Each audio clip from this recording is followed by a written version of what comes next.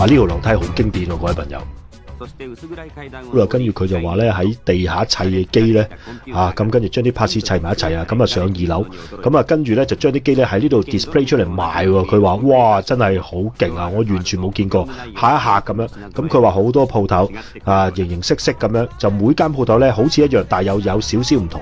咁跟住咧佢就會見翻我哋第一集嘅陳氏三兄弟啦，佢啊開咗間叫做電腦醫院啊，勁啊！咁啊，記者朋友話咧，就好多謝呢三兄弟啊，教我哋即係教咗佢咧好多嘢啊，香港嘅行情。咁啊話咧，呢3位仁兄咧就晏晝啊、日頭啊就翻工，夜晚咧就打機，個生活咧就離唔開電腦同埋打機嘅。輪到我啦，我啊想講咩啊？大家有睇第一集就知道咧，呢3位人士咧佢係19、20、21歲。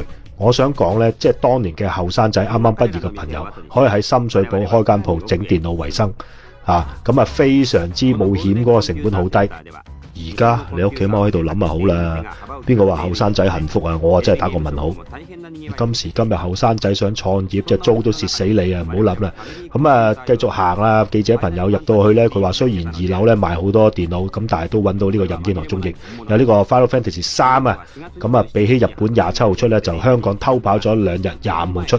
咁跟住咧佢就發現咧，好多佢未見過嘅 pass 喎，即係翻版配件就係呢啲啦。呢個係咪美國轉去日本轉嘅阿德塔咧？170，呢個係大機去細機啊，即係轉個細帶嘅咯，大帶轉細帶嘅啫嘛。咁佢賣嘅呢嚿嘢就170蚊，係咩嚟咧？就叫 America Kun 啊，即係 America 仔啊，就將灰機嘅盒帶個大帶咧，就加呢個 adapter 咧，就喺呢個紅白機嗰度用嘅。我未見過呢嚿嘢，好勁啊！乜嘢翻版都有。佢又繼續講咧，話呢嚿嘢咧就係香港嘅特產喎，即係特別設計自己自家製。我自己覺得唔係，我覺得佢係應該係台灣出嘅。呢一個係。呢個咪老番咯，你怕咩啫？你搭佢都驚咪老番，你驚佢拉你啊？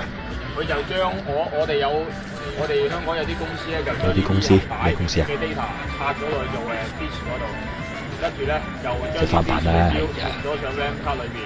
咁嗰個 RAM 卡咧個效果就同盒帶一模一樣。好啊，帶一樣。你玩帶一樣，但係咧即係嗰個 RAM 卡可以 multi 嘅，我中意玩邊？哎呀，你講平啲嘛，大佬啊，個重點咪平好多。